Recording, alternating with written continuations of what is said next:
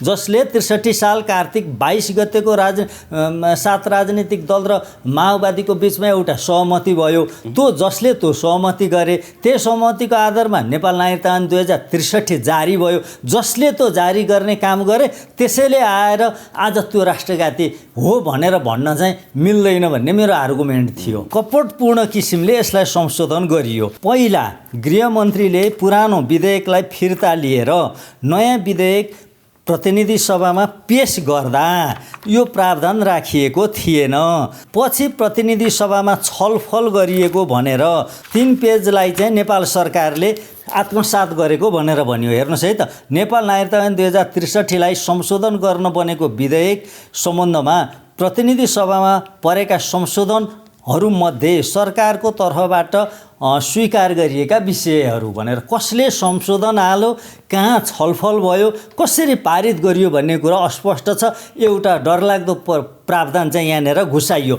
नेपाली महिलाले विदेशीसँग विवाह गरेको अवस्थामा निजका सन्तानको हकमा निजको जन्म नेपालमा भएको, नेपालमा बसोबास गरेको र निजले चाहिँ बाबुको नागरिकताको आधारमा विदेशको नागरिकता नलिएको अवस्थामा चाहिँ नेपालको अङ्गीकृत नागरिकता दिने भनियो। अब यसमा के भनियो ल यहाँ हेर्नुहोस् है त, सरकारको तर्फबाट स्वीकार गरिएको विषयहरूमा चाहिँ देय बमोजिम संशोधन गर्ने गरी विधेयकमा समावेश गर्ने, मूल ऐनको दफा 5 मा संशोधन, मूल ऐनको दफा 5 को 1 उपदफा 2 मा रहेको निजको नेपालमा जन्म भई भन्ने शब्दहरू झिकिएका छन्। त्यो सन्तानको, त्यो बच्चाको जन्म नेपालमा हुनु परेन, निजको नेपालमा जन्म भई भन्ने शब्दहरू झिकिएका छन्। उतैको विदेशीसँग विवाह गरिन्।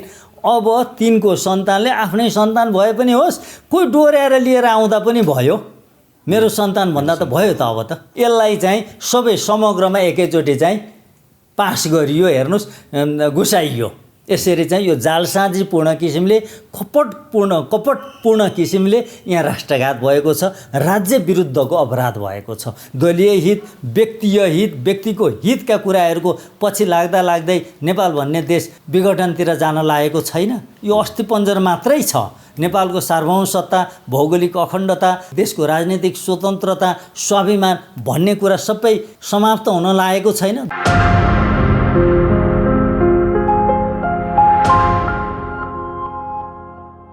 दर्शकवृन्द नमस्कार। PNBखबर.com को यो विशेष श्रृङ्खलामा हामीसँग नागरिकताकै विषयमा PhD गरिराख्नुभएका SK तिमिल सिन्हाजी, नागरिकता विज्ञ, यहाँलाई स्वागत छ। हस्, धन्यवाद युवराजी। आराम हुनुहुन्छ सर? ठिक छ। अब जति बेला नागरिकता विधेयक अथवा भनौँ नागरिकताको इस्युहरू उठ्छ, त्यति बेला हामीले भनौँ न आम दर्शकहरूलाई चाहिँ क्ल्यारिफाई गरिदिनको लागि यहाँसँग अन्तर्वार्ता गर्ने गरेका छौँ होइन। योभन्दा अघिल्लो पटकको अन्तर्वार्ता पनि निकै सान्दर्भिक जस्तो लाग्यो, किनभने संविधानमै तपाईँको संशोधन गरेर कसरी निर्वाचन क्षेत्र तय गरिँदैछ जनसङ्ख्याको आधारमा, र त्यो निर्वाचन क्षेत्र तय गर्नको भित्री उद्देश्य के हो भन्ने कुरा यहाँले एक्सपोज गर्नुभएको थियो। अहिले फेरि राष्ट्रिय सभा र प्रतिनिधि सभा दुवैले राष्ट्रपतिद्वारा फिर्ता पठाइएको विधेयकलाई चाहिँ फेरि एकपटक पास गरेर प्रमाणीकरणको लागि राष्ट्रपति समक्ष पठाएको छ होइन। यो विषयमा यहाँहरू सडकमा अहिले उत्रिनु भएको छ होइन। ओली सरकार हुँदाखेरि यहाँले नागरिकता विधेयक संविधान अनुरूपै छ, यसमा केही समस्या छैन भनेर बोल्नु भएको थियो, तर आफै अहिले सडकमा उत्रिनु भएको छ होइन। मलाई सबभन्दा पहिलो प्रश्न, ओली सरकार आउँदाखेरि ल्याइएको अध्यादेश र अहिलेको विधेयक हुबहु हो कि होइन भनेर धेरैजनाले प्रश्न गर्नुभएको छ। यो पहिलो प्रश्नबाटै सुरु गर्नु होला सर। ठिक छ सर, धन्यवाद सर। यो कुरा तपाईँले गर्नुभएको जिज्ञासा पुरै मेरो ठिक छ। मात्र नभएर पनि आम दर्शकहरूको पनि त्यो जिज्ञासा छ। धेरैजनाले चाहिँ को बढी राष्ट्रवादी भनेर चाहिँ सायद यो मङ्सिर 4 गतेको लागि पनि होला होइन, त्यो हिसाबले पनि हेर्नु भएको छ। यहाँले प्रश्न पारिदिनु पर्यो होइन, अध्यादेश मार्फत ल्याइएको नागरिकता विधेयक र यो नागरिकता विधेयकमा फरक के छ? फरकको कुरा गर्नुभयो। गत वर्ष 2078 साल सायद जेठ 9 गते अध्यादेश जारी गरेको थियो केपी शर्मा ओलीको सरकारले। त्यो सरकारमा त्यो अध्यादेशमा नागरिकता दिनको लागि दुईटा प्रावधान थिए। एउटा जन्मको आधारमा नागरिकता लिएका बाबु र आमा दुवैजना नागरिक छन्, नेपाल नागरिक छन् भने निजहरूका सन्तानलाई वंशजको आधारमा नागरिकता दिने एउटा त्यो व्यवस्था थियो। र अर्को व्यवस्था चाहिँ थियो बाबुको ठेगान नभएको आमाका सन्तानलाई नेपालको नागरिकता दिने। ती दुईटा मात्रै प्रावधान थिए त्यसमा। त्यसमा ती दुईटा मात्रै प्रावधान थिए। अब अहिलेको विधेयकमा बढी प्रावधानहरू छन्, अझै खुकुलो बनाएको छ नागरिकता कानुनलाई। अझ क्लेरिफाई गरौँ सर होइन, म यो प्रश्नलाई फेरि जोड्न चाहेँ। जस्तो वैवाहिक अङ्गीकृतको सन्दर्भमा चाहिँ धेरैजनाको चासो छ। त्यति बेला चाहिँ 7 वर्षको वेटिङ पिरियड राखेर ल्याइएको थियो भनिएको छ होइन। अनि अहिले चाहिँ फेरि कस्तो भने माओवादी काङ्ग्रेसकै नेताहरूले चाहिँ होइन त्यो जुन ओली सरकारले अध्यादेश मार्फत ल्याएको विधेयक हो त्यही नै हामीले हुबहु पास गरेका हौँ भन्नुभएको छ होइन। त्यो थियो कि थिएन, यो क्लेरिफाई गरिदिनु पऱ्यो यहाँले। यसमा दुईवटा कुरा गरौँ, दुईवटा प्रश्न भयो सरको।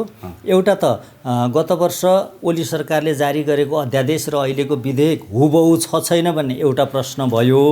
अर्को वैवाहिक अङ्गीकृत नागरिकताको प्रावधान यसमा पनि छैन, त्यसमा पनि थिएन। त्यसमा पनि वैवाहिक अङ्गीकृत नागरिकताको प्रावधान त्यसमा पनि केही राखेकै, त्यसलाई टचै गरेको थिएन, त्यसमा पनि टच गरेको थिएन, अहिले पनि छैन। त्यो वैवाहिक अङ्गीकृत नागरिकताको कुरा त्यहाँ क्लियर गरेँ। अनि हुबहुको कुरा जसले भनिराख्नु भएको छ, जसले मात्रै होइन, नेपालको प्रधानमन्त्री शेरबहादुर देउवाले संविधान बमोजिम राष्ट्रपतिलाई उचित सरसल्लाह सुझाव दिने प्रमुख दायित्व उहाँको हो। तर उहाँले पनि राष्ट्रपतिलाई चाहिँ यस कुरामा कपटपूर्ण सुझाव दिनुभयो। ओली सरकारको पालामा जारी गरिएको अध्यादेश र यो विधेयक हुबहु छ भन्नु 100% गलत हो। यसमा केही प्रावधानहरू, केही राष्ट्रघाती प्रावधानहरू यसमा थप गरिएका छन्। यसमा चाहिँ राष्ट्रघाती प्रावधानहरू थपिएका छन्। त्यो पनि त्यसमा पनि मैले त्यसलाई अझै स्पष्ट पारौँ। गत वर्षको ओली सरकारको प्रावधानलाई ल्याएको अध्यादेशलाई त्यति बेलाका प्रतिपक्षी दलहरूले यो राष्ट्रघाती विधेयक हो भन्ने सन्दर्भमा चाहिँ यो संविधान अनुकूल आएको छ आउन चाहिँ, तर यो आफैमा बेठिक चाहिँ छ भनेर मैले भनेको चाहिँ। यो बेठिक चाहिँ छ, तर आउन चाहिँ संविधान बमोजिममा आएको छ। तपाईँहरू जसले संविधान बनाउनु भयो त्यसैले चाहिँ यो प्रावधानलाई चाहिँ राष्ट्रघाती हो भनेर चाहिँ भन्न मिल्दैन।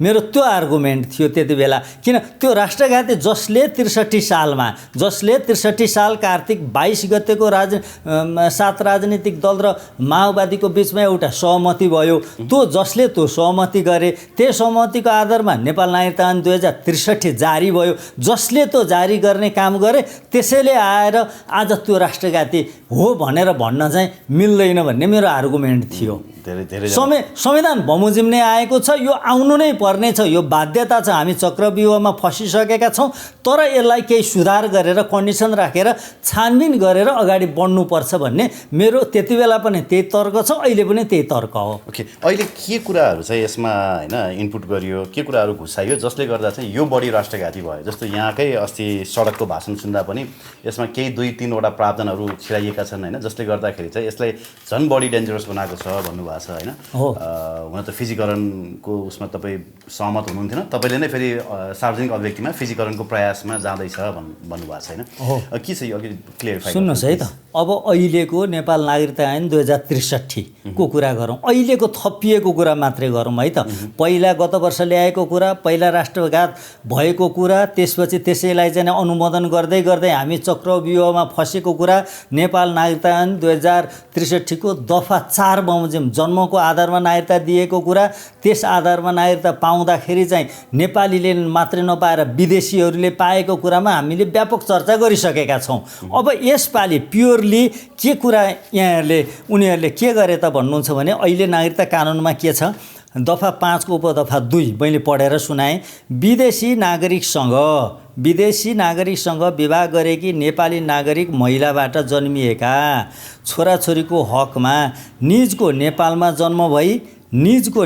जन्म भई नेपालमा स्थायी बसोबास गरेको र बाबुको नागरिकताको आधारमा निजले विदेशी मुलुकको नागरिकता लिएको रहेनछ भने निजलाई तोकिए बमोजिम अङ्गीकृत नागरिकता प्रदान गरिनेछ भनेको छ। कुनै नेपाली महिलाको विदेशी पुरुषसँग विवाह भयो हो, अब ती महिलाले सन्तान जन्माइन्, तर त्यो सन्तान चाहिँ निजको नेपालमा जन्म भएको हुनुपर्यो, त्यो सन्तानको जन्म नेपालमा भएको हुनुपर्यो, नेपालमा स्थायी बसोबास गरेको हुनुपर्यो, बाबुको नागरिकताको आधारमा विदेशको नागरिकता नलिएको हुनुपर्यो। भन्ने प्रावधान 3वटा कन्डिसन राखेको थियो। त्यो बच्चा नेपालमा जन्मेको हुनु पर्यो, स्थायी बसोबास गरेको हुनु पर्यो र निजले बाबुको नागरिकताको आधारमा विदेशको नागरिकता नलिएको, 3वटा शर्त राखेको थियो। अब अहिले के गरे त भन्नुहुन्छ भनेदेखि अब अहिले चाहिँ नागरिकता विधेयकमा चाहिँ कपटपूर्ण किसिमले यसलाई संशोधन गरियो। कपटपूर्ण किसिमले कसरी भन्नुहुन्छ भने पहिला गृहमन्त्रीले पुरानो विधेयकलाई फिर्ता लिएर नयाँ विधेयक प्रतिनिधि सभामा पेश गर्दा यो प्रावधान राखिएको थिएन। तर पछि प्रतिनिधि सभामा छलफल गरिएको भनेर 3 पेजको सुझाव, 3 पेजलाई चाहिँ नेपाल सरकारले आत्मसात गरेको भनेर भन्यो। हेर्नुहोस् है त, नेपाल नागरिकता ऐन 2063 लाई संशोधन गर्न बनेको विधेयक सम्बन्धमा प्रतिनिधि सभामा परेका संशोधनहरूमध्ये सरकारको तर्फबाट स्वीकार गरिएका विषयहरू भनेर कसले संशोधन हाल्यो, कहाँ छलफल भयो, कसरी पारित गरियो भन्ने कुरा अस्पष्ट छ। एउटा डरलाग्दो प्रावधान चाहिँ यहाँनिर घुसाइयो। पहिला यहाँ विज्ञहरू जानकारहरू राजनीति गर्ने मानिसहरूलाई यस विषयमा जानकारी छैन। उहाँहरूले पहिला गृहमन्त्रीले पेश गरेको नागरिकता विधेयक मात्रै पढ्नुभयो। तर बिचमा चाहिँ प्रतिनिधि सभामा परेका संशोधनहरूमध्ये सरकारको तर्फबाट स्वीकार गरिएका विषयहरू भनेर नागरिकता ऐन 2063 को दफा 5 को उपदफा 2 लाई संशोधन गर्यो। उपदफा 2 अघि हामीले पढ्यौँ होइन त, नेपाली महिलाले विदेशीसँग विवाह गरेको अवस्थामा निजका सन्तानको हकमा निजको जन्म नेपालमा भएको, नेपालमा बसोबास गरेको र निजले चाहिँ बाबुको नागरिकताको आधारमा विदेशको नागरिकता नलिएको अवस्थामा चाहिँ नेपालको अङ्गीकृत नागरिकता दिने भनियो। अब यसमा के भनियो ल यहाँ हेर्नुहोस् है त, यसमा चाहिँ सरकारको तर्फबाट स्वीकार गरिएको विषयहरूमा चाहिँ 2 यसको दफा 2 मा मूल ऐनको दफा 5 मा देय बमोजिम संशोधन गर्ने गरी विधेयकमा समावेश गर्ने, मूल ऐनको दफा 5 मा संशोधन मूल ऐनको दफा 5 को 1 उपदफा 2 मा रहेको निजको नेपालमा जन्म भई भन्ने शब्दहरू झिकिएका छन्। निजको त्यो सन्तानको त्यो बच्चाको जन्म नेपालमा हुनु परेन, निजको नेपालमा जन्म भई भन्ने शब्दहरू झिकिएका छन् भनिसकेपछि अब मान्नुहोस्, कुनै विदेशी महिलाले नेपाली पुरुषसँग विवाह गर्नुभयो, उहाँको त्यो लोग्नेसँगको सम्बन्ध आउने बित्तिकै त नागरिकता पाइहालियो। अहिलेको नागरिकता कानुन बमोजिम उहाँले ती महिलाले नागरिकता पाइहाल्नुभयो। अब त्यसपछि उहाँको चाहिँ लोग्नेसँग डिभोर्स भयो, के भयो हो, पतिको मृत्यु भयो, केही डिभोर्स सम्बन्ध विच्छेद भयो, केही भयो, वा अंश लिएर अलग बस्नुभयो। उहाँले अब फेरि विदेशी पुरुषसँग विवाह गर्नुभयो, पुरुषसँग विवाह गर्नुभयो, उतैतिर जानुभयो, उतैतिर बस्नुभयो। हाम्रो छिमेकी मुलुकतिर भनौँ न, अब यही त समस्या त यतैतिर छ। भने पनि नभने पनि, माने पनि नमाने पनि समस्या त हाम्रो त यो दक्षिणपट्टि छ। त उहाँ उतैतिर बस्नुभयो, उतैतिरको लोग्ने मान्छेसँग विवाह गर्नुभयो, उतैतिर बस्नुभयो। अब पछि उहाँले चाहिँ मेरो सन्तान हो भनेर लिएर आउनुभयो। दोहोरो नागरिकता खारिज गर्ने अब व्यवस्था पनि छैन। अब त नागरिकता कानुन खुकुलो भइसक्यो। अब उहाँले चाहिँ मेरो सन्तान भनेर लिएर आउनुभयो। अब त्यो बच्चालाई, त्यो व्यक्तिलाई चाहिँ आमाको नागरिकताको आधारमा नेपालको नागरिकता दिनुपर्ने भयो। नेपालमै जन्मेका वंशज महिलाको हकमा एउटा कुरा भयो।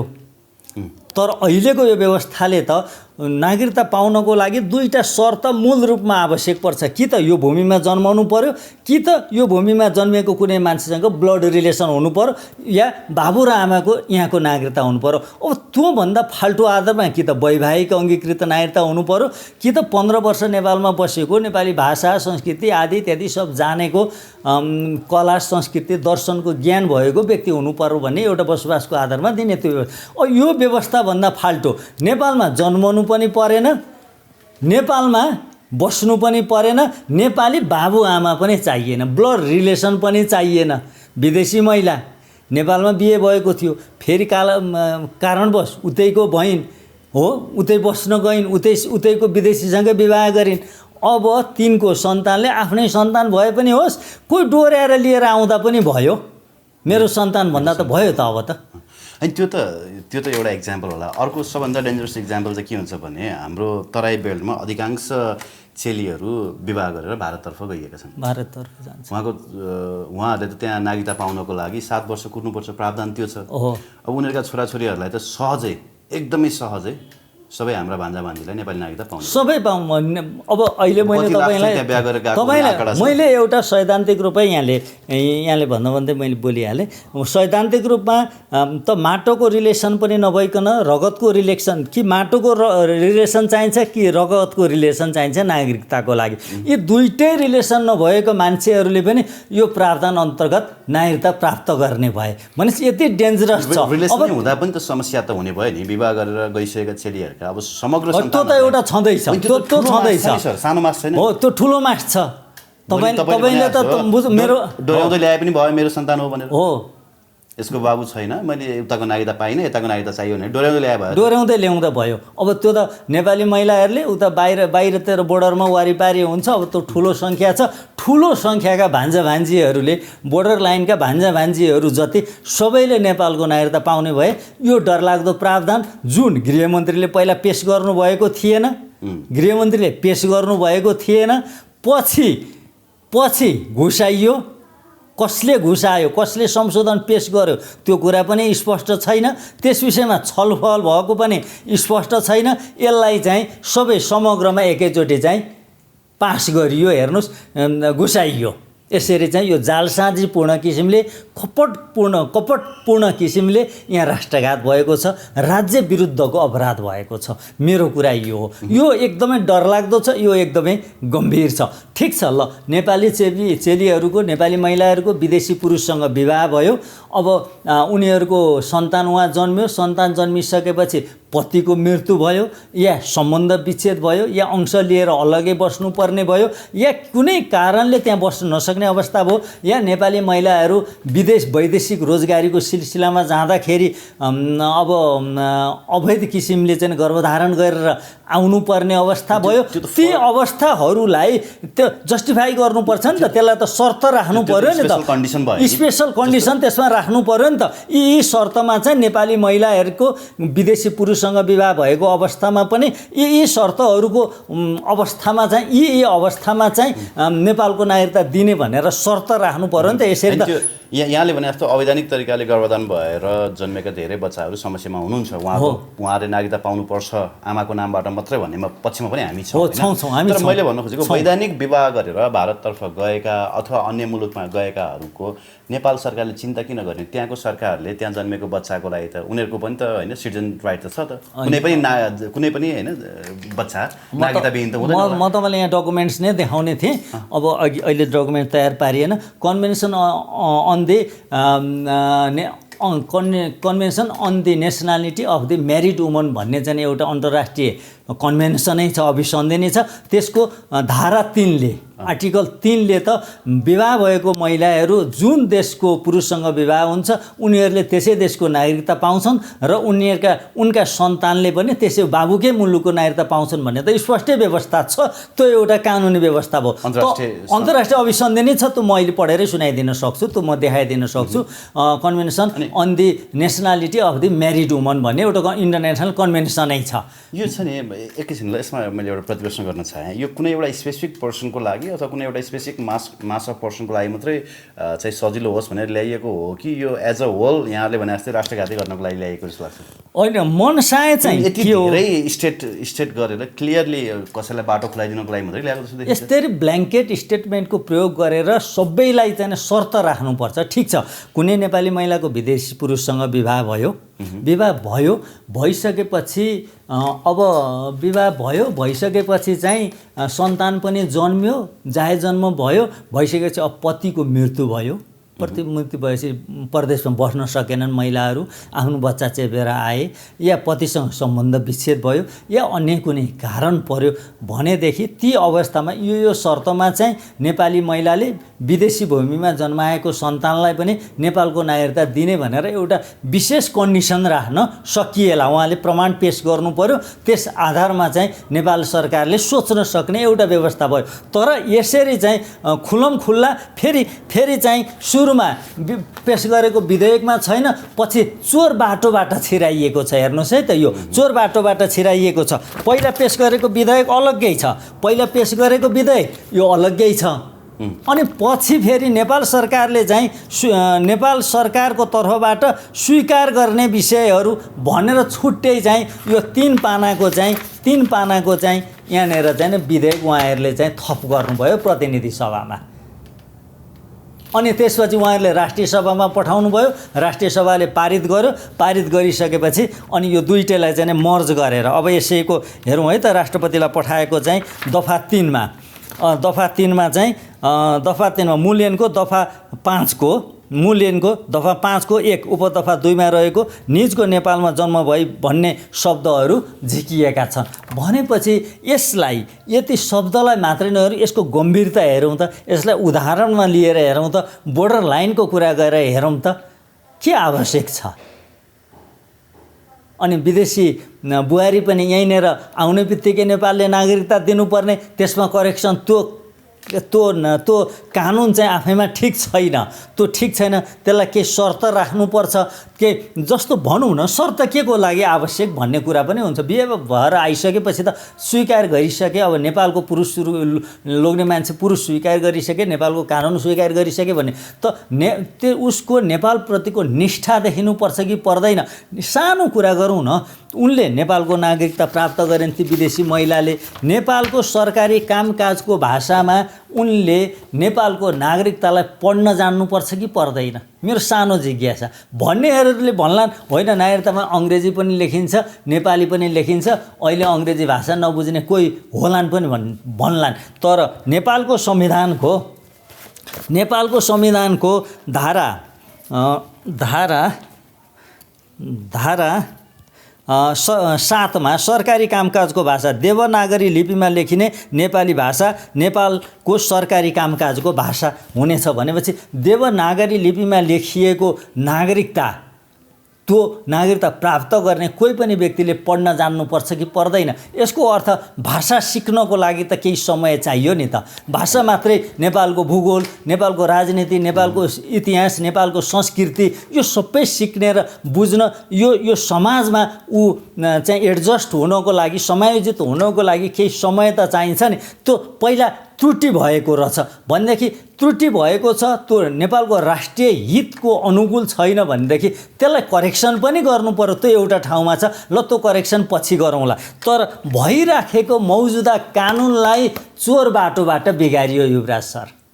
भइराखेको मौजुदा कानुनलाई पहिला विधेयक खुल्ला विधेयक मूल ढोकाबाट पनि पेश गरिएन, मूल ढोकाबाट विधेयक पेश गरिएन, त्यसलाई चाहिँ चोर बाटोबाट चाहिँ करेक्सन, त्यसलाई चाहिँ चोर बाटोबाट भइराखेको प्रचलित कानुनलाई बिगार्ने काम गरियो।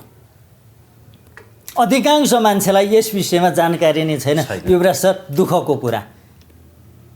सायद कतिपय सांसदहरूलाई पनि थाहा छैन, संसदमै जानकारी गराइएन। अब यो संसदमै जानकारी गराइएन, संशोधन भएर नेपाल सरकारको तर्फबाट स्वीकार गरेका विषय अरे कसले संशोधन हाल्यो त्यो पनि थाहा छैन, त्यो कसरी पास भयो त्यो पनि थाहा छैन। ल हेर्नुहोस् त, अनि विषय चाहिँ के छ त भन्दा राष्ट्रिय हित विरुद्धको छ, प्रतिपक्षलाई पनि जानकारी छैन। अब यो विषय छ, यो अत्यन्तै गम्भीर। 4वटा शब्दको कुरा छ, निजको नेपालमा जन्म भयो भन्ने रूपमा हेर्दा 4वटा शब्दको कुरा छ, तर यो गम्भीर विषय छ। भयभरका सबै भान्जा भान्जीलाई नागरिकता दिने भनेपछि त अब केही पनि बाँकी रहेन नि त। अब त बाबु नभएको के जति बाबुको ठेगान नभएको, यो नभएको, त्यो नभएको भनेर किन भन्नु पर्यो? नेपाली आमाले त नेपालमा जन्म भएको छ भने त उसको जन्म दर्ता हुन्छ, स्कुलमा पढेको हुन्छ, के हुन्छ, हस्पिटलमा जन्मेको भने कागज हुन्छ, लिएर जाँदा दुनियाँ चाहिँ किन अब त किन चाहिँ त्यो आमाले सो घोषणा गर्नुपर्ने, के गर्नुपर्ने भन्ने यी प्रावधान किन राख्नु पर्यो? स्वदेशी बाबु भए एउटा कुरा, विदेशी बाबु भए अर्को कुरा भन्ने किन राख्नु पर्यो? खुला विदेशीसँग विवाह भएको महिलाले त्यो उही जन्मेको सन्तानलाई लिएर आउँदाखेरि नागरिकता पाउने भनिसकेपछि त अरू प्रावधान त के चाहिएन नि। अब अरू किन चाहियो? अब अरू त त्यो मतलबै भएन नि त। नेपालमा कुनै महिलाले जन्माएको छ भनेपछि त त्यो पुरुष त बाबु बाबु कुनै न कुनै पुरुष हुने कुरामा दुई मतै भएन हो। त जन्माएको छ भने त स्वदेशमा जन्माओस् कि बाबु स्वदेशी होस् कि विदेशी होस्, विदेशमै जन्मिँदा पनि पाउने भइसकेपछि त अब त अरू कुरामा त के बन्देज छ त? योभन्दा लिबरल, योभन्दा खुला नागरिकता कानुन के हुनसक्छ? यो आपत्तिजनक छ। अब यो अन्तर्वार्ता हेर्ने मान्छेहरूले पनि, नेपाली दाजुभाइ दिदीबहिनीहरूले नेपालको माया छ भनेदेखि गम्भीरतापूर्वक लिनुहोस्। हामीले देखेको कुरा भन्ने मात्रै हो। हामी आन्दोलनमा छौँ, त्यसकारण यो कुरा ठिक भएन, यो कुरा गलत भएको छ, यसलाई सच्याउनु पर्छ। त ठिक छ, राखौँ न त। केही त्यस्तो अवस्था, दुःख पर्ने अवस्था छन् भने शर्तसहित राखौँ न त। अर्को एउटा हाम्रो तर्क त्यो हो, मेरो तर्क त्यो हो। अर्को मेरो एउटा जिज्ञासा, वैवाहिक अङ्गीकृतको सम्बन्धमा पुरुषले विवाह गरेर ल्याएपछि एक हातले सिन्दुर एक हातले नागरिकता भयो हो। यो विधेयकले पनि त्यसमा बोलेन भनेपछि जे संविधानमा छ त्यही अनुसार हुने भयो नि त? हो, त्यही अनुसार हुने भयो। अब महिलाको हकमा के हुन्छ? महिलाले विदेशी पुरुष विवाह गरेर ल्यायो भने महिलाको हकमा चाहिँ महिलाले विदेशी पुरुष बिहे गर्दाखेरि चाहिँ पुरुषले नेपालको नागरिकता पाउँदैन। त्यो कुरा छँदैछ, स्पष्टै छ। तर अब उनका सन्तानहरूले चाहिँ पाउने भयो। पुरुषले मात्रै, लोग्नेले, पतिले मात्रै नपाउने भए, सन्तान त सबैले पाउने भए होइन? प्रश्न भयो नि। अब त सन्तान पुरुषले नपाउने भए, यो पुरुषले, यही कुरा तपाईँले हाल्नुभयो, त्यो पुरुषलाई नागरिकता किन नदिने भन्ने सन्दर्भमा चाहिँ यो कुरा तपाईँसँग पनि मेरो भएको छैन, कुनै पनि कुराकानीमा भएको छैन। यो कुरा अलिकति इन्ट्रेस्टिङ छ, किन पुरुषहरूलाई अर्को मुलुकले सहजै नागरिकता दिँदैनन् भन्ने विषय अलिकति इन्ट्रेस्टिङ छ। किन भन्नुहुन्छ भने यसका केही कारणहरू छन्। एउटा कारण त दुनियाँभरिमा जे जति अपराधमा संलग्न हुन्छन् ती महिलाहरू हुन्छन् कि पुरुष हुन्छन्? म पनि पुरुष हो, तपाईँ पनि पुरुष हो।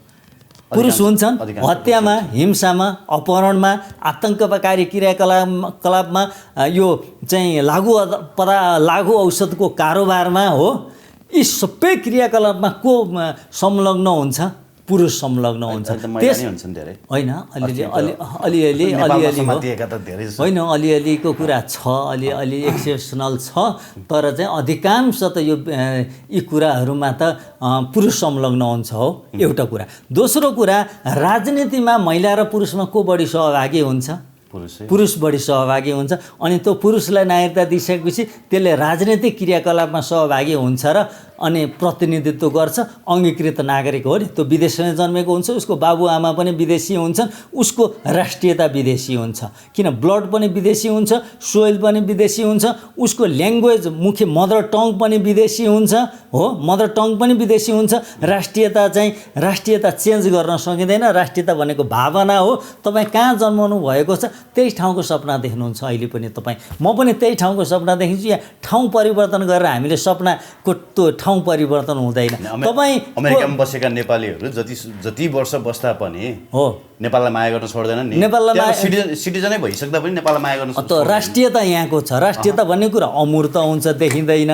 सिटिजनसिप भन्ने कुरा मूर्त हुन्छ, त्यो देखिन्छ। त्यसकारण मान्छेको राष्ट्रियता, ब्लड कता छ, उसको सारा परिवारको ब्लड यता छ हो। ऊ जन्मेको माटो यहाँ हो, उसले बोल्ने भाषा यहाँको छ हो। त्यसकारण त उसको भावनात्मक सम्बन्ध यता छ, उसको धर्म, संस्कृति, परम्परा आदि इत्यादि उसले सबै यताको फलो गर्छ हो। त्यसकारण राष्ट्रियता जहाँको छ व्यक्तिको, ऊ त्यतैपट्टि लोयल हुन्छ, उसको लोयल्टी त्यतैपट्टि हुन्छ।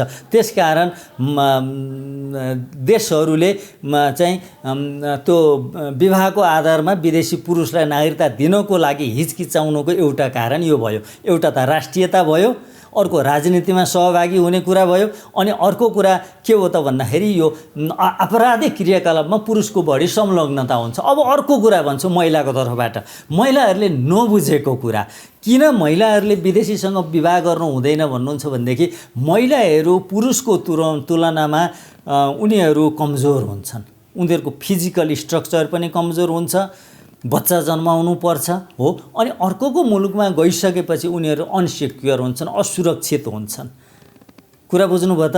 अहिले त माया प्रीतिको कुरामा त शरीरमा चाहिँ मुजा नपरुन्जेलसम्म, शरीरमा तागत हुन्जेलसम्म, शरीरमा रोग नलागुन्जेलसम्म त ठिकठाकै हुन्छ।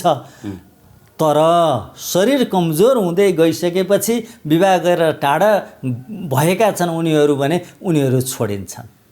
त्यो मुलुकले छोड्छ र उनीहरूलाई सपोर्ट गर्ने कोही हुँदैन। यहाँ हामीले समान अधिकार पाएनौँ भनेर महिलाहरू भन्नुहुन्छ, तर उहाँहरूलाई राज्यले प्रोटेक्सन गरेको, तिमीहरू विवाह गरेर बाहिर नजाऊ, विवाह गरेर बाहिर नजाऊ, तिमीहरूलाई विवाह गर्ने पुरुष यहीँ पाइन्छ, तिमीहरूको प्रोटेक्सनको लागि हो, तिमीहरूको प्रोटेक्सनको लागि। तिमीहरू बाहिर गयौ, टाढा गयौ भने तिमीहरू असुरक्षित हुन्छ। फेरि वुमेन राइट्सको कुरा आउला होइन? होइन राइट्सको होइन राइट्सको कुरा ठिक छ, कन्ट्रोभर्सीको कुरा त बहस गर्दै जाउँला। जस्तो बाराक ओबामाको बाबुले अमेरिकन केटी विवाह गरे, तिनलाई छोडिदिए किनभने उसको बाराक ओबामाको हजुरबाले चाहिँ त्यो बुहारीलाई स्वीकार गरेन। ती कुरा त हामीले पढेका छौँ, किन हामी अर्को कल्चरको गोरी केटी हामी स्वीकार गर्दैनौँ भनेर ऊ छोड्न बाध्य भए। यहाँ पनि कतिपय उदाहरणहरू देखिएको छ।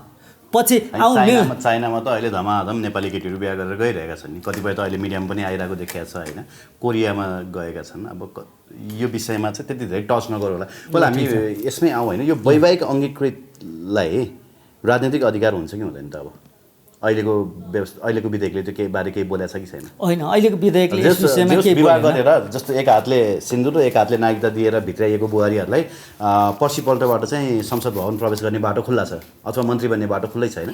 खुल्दैन, खुल्छ। त्यस्तो पनि होइन, त्यस्तो जुन भनिआइएको छ त्यो पनि हुँदैन। होइन, किनभने हामीले विषयवस्तुलाई बङ्ग्याउनु पनि हुँदैन हो। अब त्यसमा राजनीतिक अधिकारको कुरा चाहिँ प्रश्न सुन्नुहोस्, प्रश्न बनाइदिन्छु। नेपालको संविधानको धारा 289 हेर्नुपर्छ, पदाधिकारीको नायता सम्बन्धी विशेष व्यवस्था है त। राष्ट्रपति, उपराष्ट्रपति, प्रधानमन्त्री, प्रधान न्यायाधीश, प्रतिनिधि सभाका सभामुख, राष्ट्रिय सभाका अध्यक्ष, प्रदेश प्रमुख, मुख्यमन्त्री, प्रदेश सभाको सभामुख र राष्ट्रिय सुरक्षा निकायका प्रमुखको पदमा निर्वाचित, मनोनित वा नियुक्ति हुन वंशजको आधारमा नेपालको नागरिकता प्राप्त गरेको हुनुपर्छ। यो कुरा थाहा छँदैछ। अब 2मा, उपधारा 2मा, उपधारा 1मा उल्लेखित पदबाहेक अन्य संवैधानिक निकायको पदमा यस संविधान बमोजिम नियुक्तिको लागि वंशजको आधारमा नेपालको नागरिकता प्राप्त गरेको व्यक्ति, नेपालको अङ्गीकृत नागरिकता प्राप्त गरेको व्यक्ति वा जन्मको आधारमा नेपालको नागरिकता प्राप्त गरेको व्यक्ति योग्य हुनेछ। अङ्गीकृत नागरिकतावाला पनि योग्य भयो। तर अब तर सुनौ है त, यहाँ तरमा छ अलिकति कुरा छ, किन प्रश्न पारिदिउँ। तर नेपालको अङ्गीकृत नागरिकता प्राप्त गरेको व्यक्तिको हकमा कम्तीमा 10 वर्ष, नेपालको अङ्गीकृत नागरिकता प्राप्त गरेको व्यक्तिको हकमा कम्तीमा 10 वर्ष, जन्मको आधारमा नेपालको नागरिकता प्राप्त गरेको व्यक्ति र धारा 11 को उपधारा 6 बमोजिम वैवाहिक अङ्गीकृत नागरिकता है, त्यो 6 बमोजिम नेपालको अङ्गीकृत नागरिकता प्राप्त गरेको व्यक्तिको हकमा कम्तीमा 5 वर्ष नेपालमा बसोबास गरेको हुनुपर्ने छ। भनेपछि यी माथि उल्लेख गरेका वंशजको आधारमा पदाधिकारी हुनको लागि वंशजको नागरिकता चाहियो। त्योभन्दा अरू निकायको लागि चाहिँ वैवाहिक अङ्गीकृत नागरिक लिएको व्यक्तिले 5 वर्ष नेपालमा बसेको हुनु पर्यो। अर्को बसोबासको आधारमा नागरिकता लिएको व्यक्तिले 10 वर्ष बसेको हुनु पर्यो नागरिकता प्राप्त गरिसकेपछि। भनेपछि त्यो आउने बित्तिकै पाउने कुरा चाहिँ होइन। संसद एकैचोटि मन्त्री हुने भन्ने कुरा चाहिँ यो चाहिँ यहाँ मिल्दैन, योसँग म्याच हुँदैन, संविधानले दिँदैन। तर 5 वर्षपछि पाउँछन्। उहाँ गाउँपालिकाको अध्यक्ष, उपाध्यक्ष आदि इत्यादि हुन चाहिँ फेरि पाउँछन्। कुरा त्यसो छ। ओके, अब गाउँपालिका नगरपालिकाको लागि पाउने भए। अब यहाँको एनालाइसिसमा नि जुन कुरा तपाईँले भने जस्तै चोर बाटो छिराइयो होइन, यो विधेयकलाई बढी राष्ट्रघाती बनाइयो, यो एउटा भोट ब्याङ्क बढाउनको लागि हो, अहिलेको सत्ता गठबन्धनले भोट ब्याङ्कको लागि मात्रै यति ठुलो रिस्क लिएको हो भन्छन्। कतिपयले भारतीय इन्ट्रेस्ट अनुसार चाहिँ यो गरेको पनि भन्छन्, भारतीय प्रेसरमा पनि यो गरेको हो भन्छन् होइन। तपाईँलाई चाहिँ वास्तविकता के को लागि यो गरियो, मतलब यो राष्ट्रघात किन गरिँदैछ तपाईँलाई के लाग्छ? एउटा भोट ब्याङ्ककै लागि हो। एउटा अहिले तत्काल हेर्दाखेरि तत्कालीन कारण चाहिँ भोटकै लागि पनि यो राजनीति गरिराखेका छन्। यहाँ अहिले तत्कालीन राजनीतिक दलहरूले एउटा भोटको राजनीति पनि गरिराखेका छन्। अबको तराई केन्द्रित राजनीतिक दलहरूको कुरा चाहिँ अलिकति फरक छ। उनीहरूको चाहिँ उतातिर नातेदार छन्, उतातिर माउली छन्, उतातिर ससुराली छन्, तिनै मान्छेहरू यता आएका छन्। त्यस कारणले गर्दा फेरि विवाह त नाताभित्र नै हुन्छ, किन यो हजारौँ वर्षदेखिको सम्बन्ध छ, खुला सिमाना छ, हजारौँ वर्ष भइसक्यो। हाम्रो त्यो मुलुक र यो मुलुक भिन्नै भएको त निकै लामै समय भइसक्यो नि त होइन, लामै समय भयो नि, 100औं वर्ष त भयो नि त होइन, 200-400-500 वर्ष त भइसक्यो। अनि यो बिचको सम्बन्ध चाहिँ सदियौँदेखिको एउटा कल्चरल सम्बन्ध छ। अनि त्यसले गर्दाखेरि उनीहरू चाहिँ फेरि यताउता नाच विवाह आदि इत्यादि गर्नको लागि चाहिँ यो खुल्ला होस् भन्ने एक किसिमको उनीहरूको चाहना छ। त अर्को किसिमको अर्को चाहिँ एउटा चाहिँ यताका पुरुषहरूले उताको महिला विवाह गर्दाखेरि चाहिँ प्रशस्त दहेज पाउने, तिलक पाउने, दाइजो पाउने त्यो कुरा पनि छ उनीहरूको। उताका धनाढ्यहरूले यताका राम्रा केटाहरूलाई विवाह गरेर छोरी दिन्छन्, प्रशस्त दाइजो पनि दिन्छन्। तिनीहरू एजुकेटेड पनि हुन्छन्, सम्पन्न पनि हुन्छन्। अनि नागरिकता पाउने बित्तिकै केही समयपछि 2-4-5 वर्षपछि, 5 वर्षको कुरा यहाँ आयो नि त होइन, 5 वर्षपछि अनि यता राजनीतिमा पनि संलग्न हुन्छन्। किन तिनीहरू टाठापाठा पनि हुन्छन्, सम्पन्न पनि हुन्छन्। यता सम्पन्न परिवारमा विवाह पनि भएको हुन्छ। त्यो कुरा त सरिता गिरी, रेणु यादव लगायतकोबाट देखिएकै छ, अरू पनि छन्। अनि त्यो एउटा पक्ष भयो। अर्को चाहिँ नेपालको राजनीतिक आन्दोलनमा चाहिँ भनौँ न 36 सालमा भएको जनमत सङ्ग्रहमा त्यो जनमत सङ्ग्रहलाई जिताउनको लागि भारतीय पक्षबाटका भारतका मान्छेहरूको नेपालको जनमत सङ्ग्रहको नामावलीमा नाम लेखियो। त नाम लेखेर यता जनमत सङ्ग्रहलाई जिताइदिए बापत केही कमिटमेन्ट गरेका थिए। तत्काल नागरिकता कानुन संशोधन गरियो, वैवाहिक अङ्गीकृत त्योभन्दा अगाडि 5 वर्षको थियो 32 सालदेखि, त्यसलाई चाहिँ त्यो 5 वर्ष अवधि हटाइयो। त्यही बेला नै 37 साल पुस 1 गते हटाएको हो नि त सर। 5 वर्ष हो, 32 साल पुस 1 गते भन्दा अगाडि चाहिँ विवाह गरेर आउने बित्तिकै चाहिँ विदेशी महिलाले नेपालको नागरिकता लिने व्यवस्था थियो।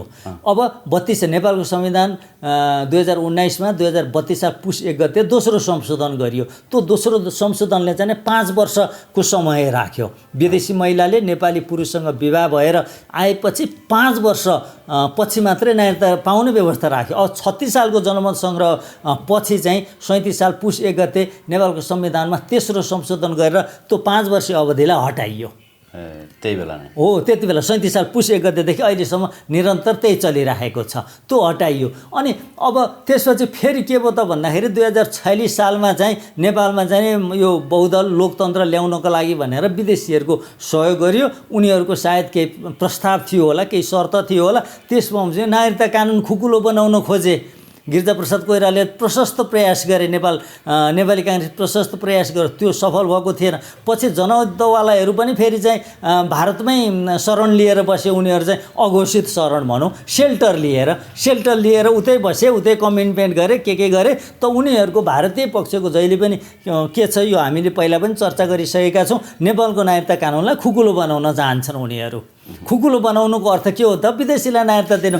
विदेशी भनेको को त भन्दा भारतीय पक्ष। त अनि अब यी विभिन्न कमिटमेन्टहरू छन् राजनीतिक दलका उतातिरका। अनि यता सत्तामा जानु पर्यो, उनीहरूले शर्त राख्छन् नागरिकता कानुन खुकुलो गर न भनेर शर्त राख्छन्। त्यो शर्त अनुसार यता सत्तामा जानको लागि एउटा कुरा भयो, सत्तामा पनि जान विदेशी खुसी पार्नको लागि। अर्को चुनाव बाहिर छ, भोट पनि कलेक्सन गर्नको लागि फेरि मधेस केन्द्रित दलहरूका अरू फेरि छुट्टै इन्ट्रेस्ट पनि छन्। भनेपछि यी विभिन्न कारणहरूले चाहिँ, विभिन्न कुराहरूले चाहिँ यसमा नेपालको नागरिकता कानुन खुकुलो बनाउनको लागि, विदेशी मैत्री बनाउनको लागि, अझ तोकेरै भन्नुपर्दा भारत मैत्री बनाउनको लागि यी विभिन्न किसिमका हरकतहरू, राष्ट्रहित विपरीतका हरकतहरू समयमा हुँदै आएका छन्। यो अहिले पछिल्लो परिघटना हामीले देखिरहेका छौँ।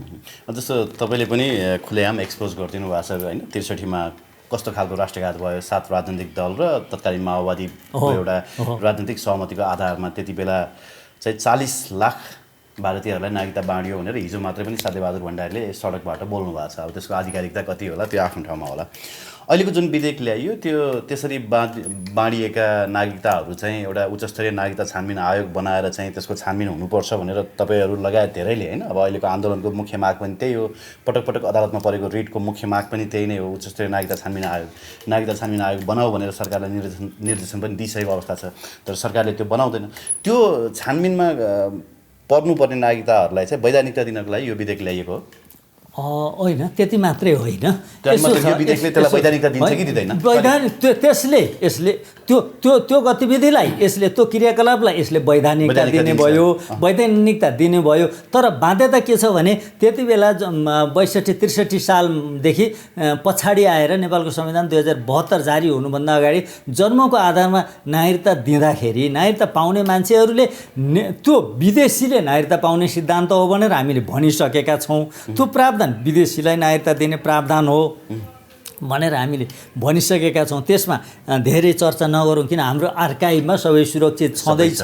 तर त्यो प्रावधान अनुसार नेपालको वंशजको आधारमा नागरिकता पाउने व्यक्तिहरूले पनि त्यो प्रावधान बमोजिम नागरिकता लिए। हेर्नुहोस् है त, त्यो प्रावधान बमोजिम नागरिकता लिए। अब त त्यो जसलाई नागरिकता दिएको छ नागरिकता दिएको छ, अब तिनका सन्तानलाई त फेरि नागरिकता दिनु पर्यो। हेर्नुहोस्, तिनीहरू त वास्तविक वंशज हुन्। त्यो समस्यामा हामी चक्रव्यूहमा फस्यौँ। एकातिर तिनीहरूका सन्तानलाई नागरिकता नदिई भएन, अर्कोतिर तिनीहरूलाई नागरिकता दिँदाखेरि अब विदेशीका सन्तानले पनि नागरिकता त्यति बेला जसले चाहिँ जालसाजी गरेर कपटपूर्ण किसिमले झुटा प्रमाण पेश गरेर झुटा कागज पेश गरेर नागरिकता लिए, अब उनीहरूका सन्तानले पनि नागरिकता पाउँछन्। त्यसको अर्थ के हो त भन्दाखेरि त्यो पुरानो नागरिकताले त अब वैधानिकता पायो नि त, अब त भ्यालिड भयो नि, अब त खुलेआम हिँड्न सक्ने भयो नि त। त्यस कारणले गर्दा अब यो चक्रव्यूह यस प्रकारको कानुन त आवश्यक छ, तर छानबिन गरेर ल्याउनु पर्थ्यो।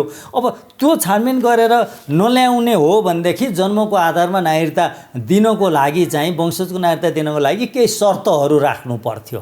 केही शर्तहरू राखेको भएदेखि केही हदसम्म भए पनि स्वदेशी र विदेशीहरू छुट्टिन पर्गे लिन सक्थे। त्यो काम सरकारले गरेन। अब यसमा त भनौँ न, अहिले निजको नेपालमा जन्म भई भन्ने प्रावधानलाई पनि चाहिँ केही शर्तसहित राखेको भए त हुन्थ्यो, तर चाहिँ होमवर्क नगरिकन निशर्त छोडिदिएपछि त त्यो बिग्रेको छ। यसलाई सच्याउने प्रयास नेपाल सरकारको तर्फबाट भएन। यसैमा हाम्रो आपत्ति हो। सिमानामा काँडे तार लाउनुपर्छ भन्ने आवाज उठेको बेला काँडे त्यो भइरहेको पनि भत्काए, पिलर पनि भत्काए, भइरहेको पिलर पनि भत्काए। अब यतातिर मान्छेको ध्यान चाहिँ वैवाहिक अङ्गीकृत नागरिकतातिर गएको छ। 7 वर्ष अवधि राख्नुपर्छ, 7 वर्ष अवधि राख्नुपर्छ भनेका छन्। अब भित्रभित्रै चाहिँ अर्को प्रावधान छिराएका छन्। यहाँ त कस्तो भयो भनेदेखि चिलायो भनेर चाहिँ छट्टु स्यालले अनिखेर चाहिँ कुखुरा चोरे जस्तो चाहिँ उता चिलको डर देखाउने, उता 7 वर्षतिर मान्छेको ध्यान उतातिर मोड्ने, अनि यतातिर भित्रभित्रै चाहिँ अर्को प्रावधान चाहिँ घुसाएर चाहिँ यसरी राष्ट्रको हित विपरीतको राज्य विरुद्धको अपराध यहाँ गरिरहेका छन्। ओके सर, मैले समराइज गर्न चाहेँ यो अन्तर्वार्तालाई होइन। अब जाँदै राष्ट्रपतिले 15 बुँदे सुझाव दिनुभएको थियो होइन। त्यो सुझाव उप न त कहीँ छलफल भयो न कहीँ त्यसमा त्यो किसिमको संशोधन भयो। संविधानको धारा 113ले पनि त्यसमा राष्ट्रपतिले दिएका सुझाव अनुरूप चाहिँ संशोधन गर्नुपर्ने भनेर स्पष्ट किटान गरेको छ। त्यो नभए पश्चात अब राष्ट्रपतिसँग रहेको विकल्प के छ होइन? राष्ट्रपतिले प्रमाणीकरण गर्नै पर्ने बाध्यता हुन्छ कि होइन? अझै पनि केही अप्सन छ, हामीले आशा गर्ने ठाउँहरू केही छन्? अब राष्ट्रपतिले संविधान बमोजिम संविधानमा जानुभन्दा अगाडि, संविधानको धारा 113 को 4 मा जानुभन्दा अगाडि 4 मा चाहिँ उहाँहरूले चाहिँ 113(4) के उल्लङ्घन गर्नुभएको छ। प्रतिनिधि सभाले र राष्ट्रिय सभाले अर्थात् सङ्घीय संसदले यो संविधानको उल्लङ्घन गरेको छ। राष्ट्रपति एउटा व्यक्ति होइन, त्यो संस्था हो, त्यो हेड अफ द स्टेट हो, यो राज्यको सबैभन्दा सर्वोच्च निकाय हो। त्यो निकायले नेपालको नागरिकता